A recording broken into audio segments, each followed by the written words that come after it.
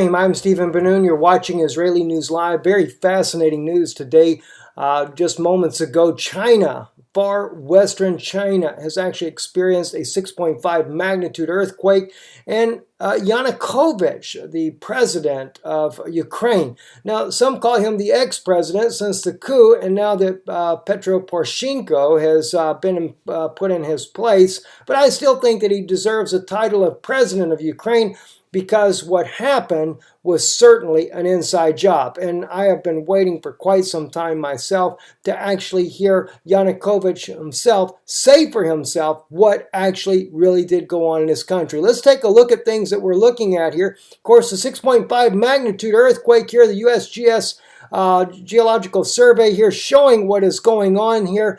6.5 magnitude earthquake there in Karkul near Kazakhstan. There, right next to their border, there is where this earthquake happened. It was approximately 12 kilometers beneath the surface. That's a relatively very shallow earthquake there. This kind of give you a little bit of map here, like I said, next to Kazakhstan in far western China.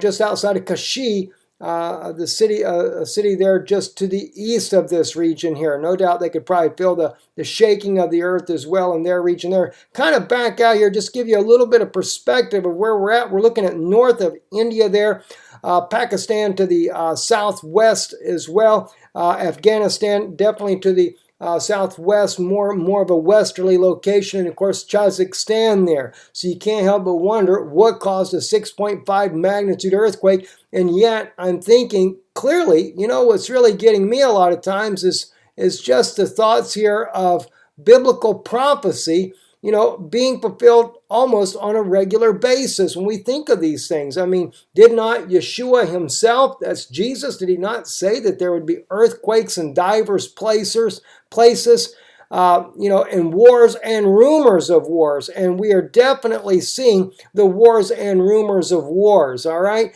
Now, let's take a look over here. I said to you, TASS, they actually spoke about Yanukovych, his interview. Ex-president says seizure of power in Ukraine was planned. Of course, that is none other than Viktor Yanukovych.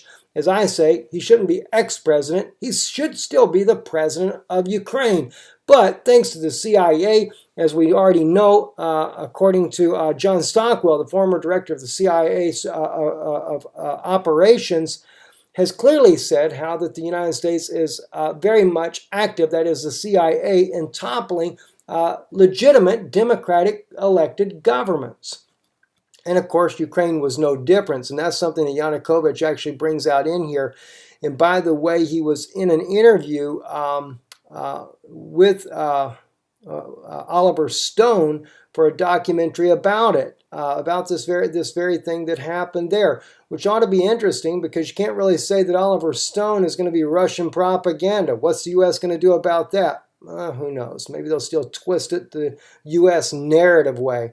But anyway, on November 21st, former Ukraine President Viktor Yanukovych believes that developments on Kiev's Independence Square on Maidan in 2014 were planned in advance, while their results did not depend on government decisions. Now watch what he says here. Very fascinating. He said, I signed the protocol, an agreement on the settlement of political crisis in Ukraine. So he's trying to make an agreement with these protesters. He says, however, sometime later I realized that no matter what protocol we signed, the scenario to seize the power and stage a coup was planned and imminent. That is, it actually did not depend on our actions. The former president, in an interview with the U.S. film director Oliver Stone for his documentary entitled Ukraine, The Fire, aired by REN TV channel. Yanukovych accused the U.S. establishment, and particularly Vice President Joe Biden, of disparity between the words and actions during the Maidan's events. According to Yanukovych, U.S. representatives were actively involved in planning and orchestrating the protests in Ukraine. We know this. George Soros, guess who was there? The same guy that causes all the problems and headaches that are going on in the United States. Yes, he was actually there. Not only George Soros, but guess who was there during the protests? You got it, John McCain. Well, it's kind of interesting. They want to compare Russia to ISIS when the European Parliament was meeting the other day. But you know what? John McCain, he's the guy that was there that was helping build ISIS and funding ISIS with his picture taken with ISIS. And he was also there during the time of the protests in Ukraine telling the protesters that America has your back. Well, that's pretty much a confession if you ask me. Anyway, but, you know, it's more there's more smoking evidence to this gun here, you might say, and that is the latest WikiLeaks. Sputnik bringing this out. I'm sure they're going to say this is Russian propaganda once again. Documents evidencing U.S. arming Yemeni forces ahead of the war. What do you know? WikiLeaks with another bombshell, if you might say, released on Friday more than 500 documents from the United States Embassy in Yemen offering documentary evidence of Washington arming, training, and funding Yemeni forces ahead of the war. Sounds familiar, doesn't it? This document reveals, among other things, procurement of many different weapon types, aircraft, vessels, vehicles, proposals for maritime border security control, and Yemeni procurement of U.S. biometric systems. That's interesting. The U.S. Embassy in Yemen closed in February 2015, just a month before the conflict erupted. Another interesting thing, isn't it? That was something that appeared in Russian media as well. I thought was kind of interesting is that, they were planning that, or at least Russia believed that what might happen in order to bring the United States in the war there in Ukraine was to have a Sukhoi. Make it look like it's a Russian attack on the U.S. Embassy. Well, it's not happened as of yet, but you know what? You just never know what's going to happen or when it's going to happen. And of course, who will get blamed in the end? Kind of like the situation we have in Syria right now, where the Syrian military did take and bomb and dropped a bomb in eastern Aleppo that killed 3 Turkish soldiers and injured 10. Now, right now, though, Turkey is claiming that this happened elsewhere. They don't want to really admit where these soldiers were. But we're already seeing all kinds of propaganda. In fact, we found out about another journalist, thanks to somebody out there kind enough to send us the information to us there, another independent journalist from Canada that's speaking about all the propaganda that the West is pumping out about Syria. Can't wait to share some of that information with you. Hopefully it will truly be a blessing for you guys.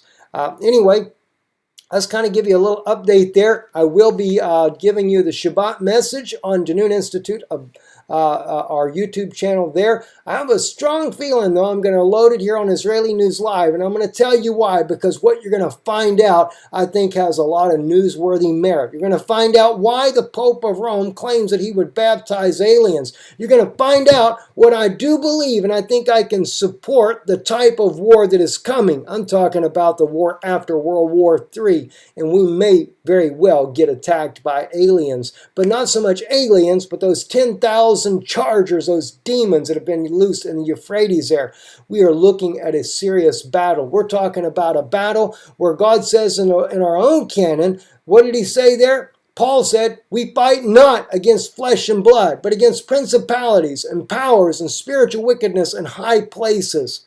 High places. Have we ever thought that maybe we should be looking up to those high places where these demons are coming from? All right, well, I want to talk to you about how you need to wake up. We need to wake up. I don't want to just point a finger here. We need to wake up to who we are, because if David had to defeat giants in his day, if Joshua ben Nun, who I am named after, if he had to defeat the giants in his day, we better get ready, because they're on their way back. I'm Stephen Ben Nun. You're watching Israeli News Live. Shalom.